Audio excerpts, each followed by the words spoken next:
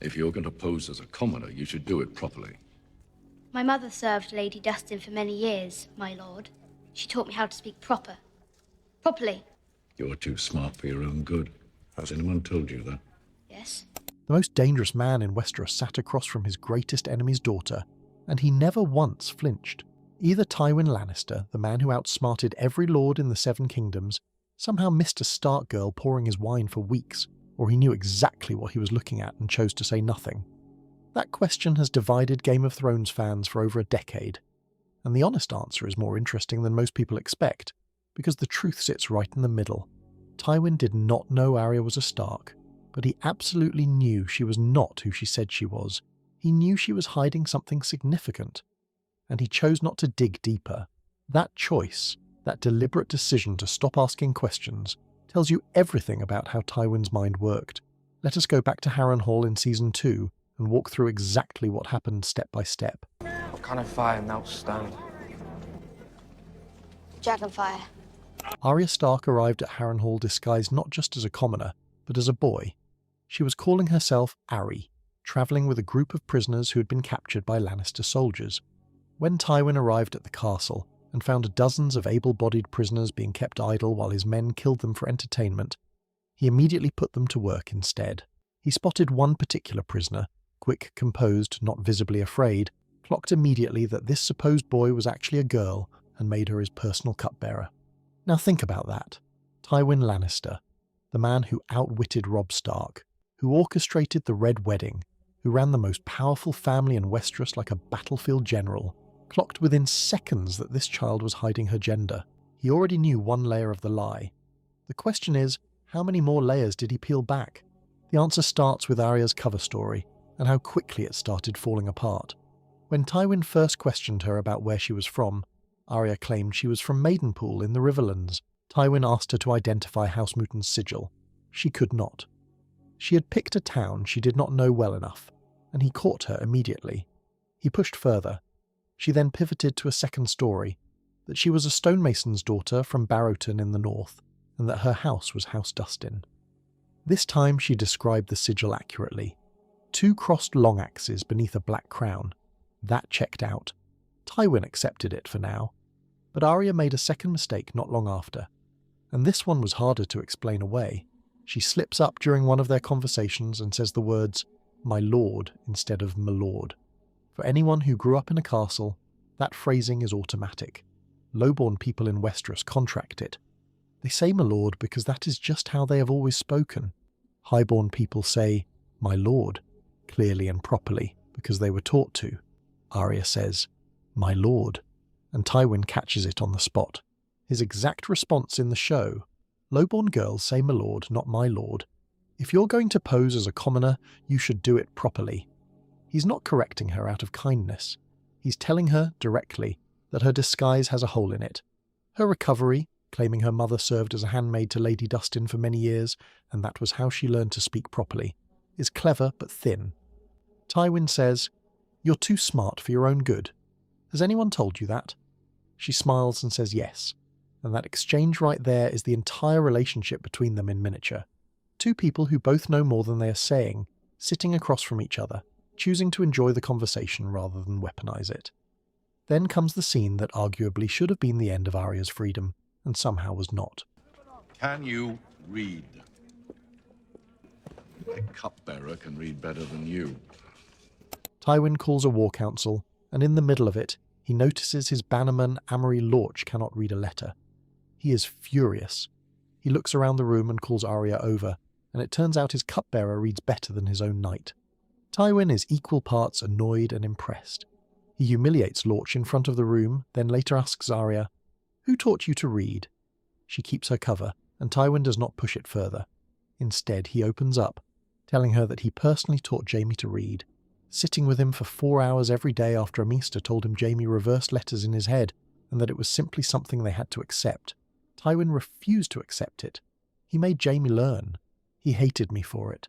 For a long time, but he learned. This moment matters more than people notice.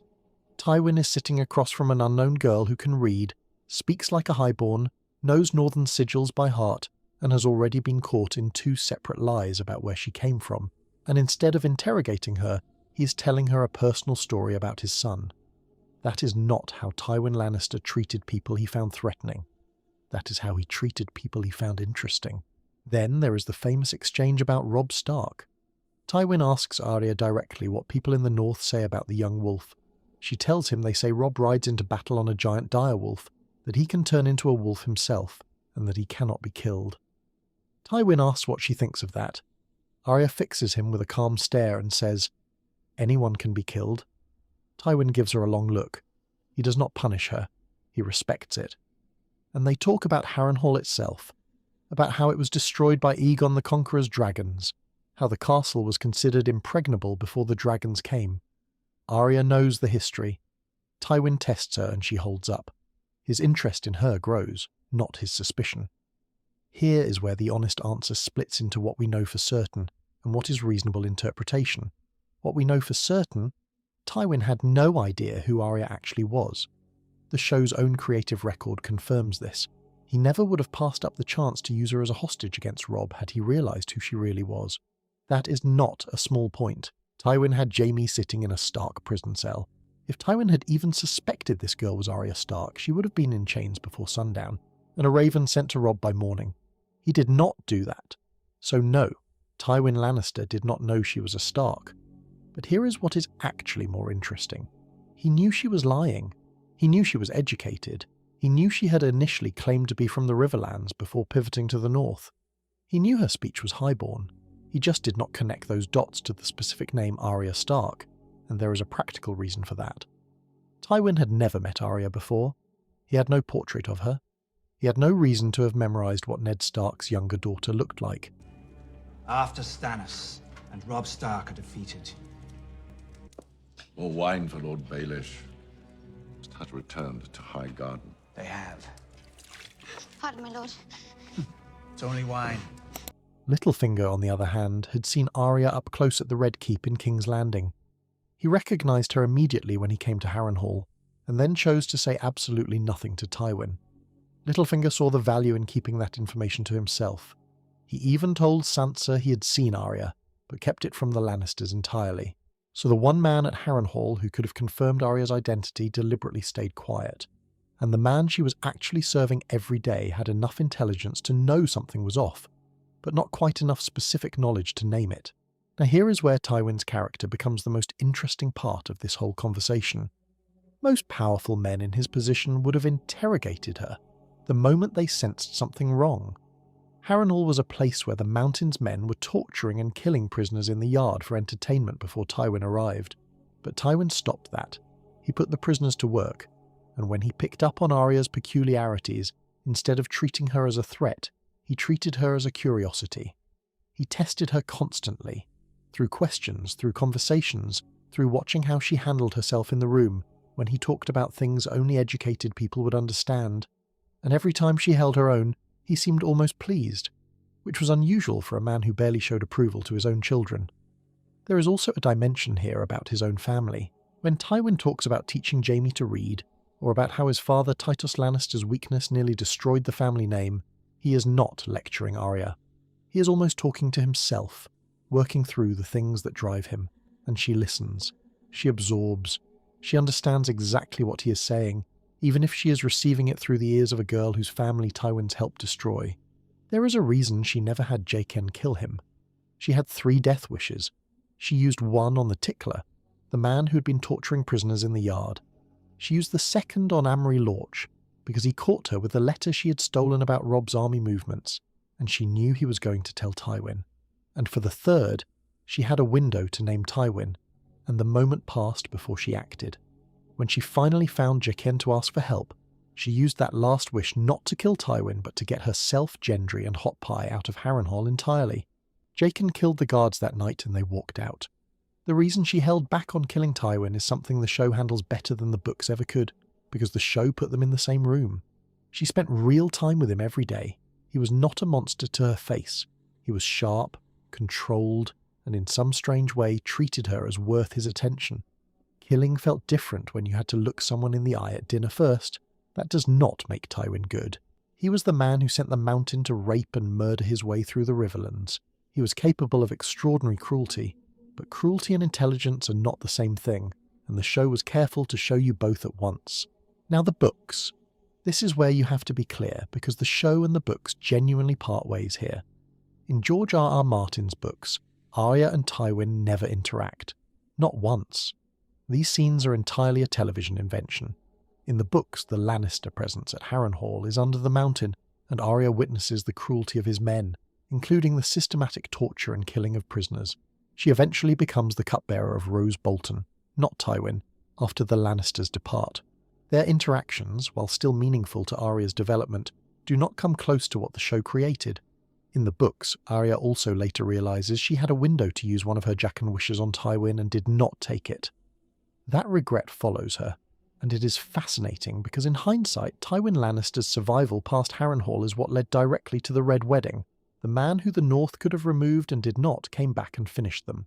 The show's decision to put Tywin and Arya in the same room is, without question, one of the best changes David Benioff and D.B. Weiss ever made. It gave Tywin something he rarely got, the chance to be a full human being on screen rather than just a war commander seen through the eyes of his own children. And it gave Arya something equally rare, a scene where she got to be the smartest person at the table, even while pretending to be nobody. So what is the final answer on all of this? Tywin caught Arya in two separate lies about where she was from. He knew she was educated. He knew she was highborn. He suspected she was northern. He did not know she was a Stark, and he never found out while she was alive under his roof. If he had known, she would have been in a cell not pouring his wine. The theory that he knew and deliberately used her as a silent pawn is a satisfying story, but it does not hold up against what actually happened on screen or what the writers confirmed.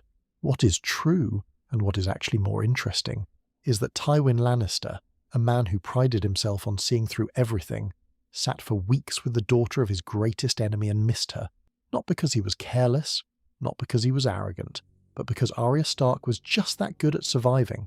She had spent her whole life being told to be quieter, smaller, more like a proper lady.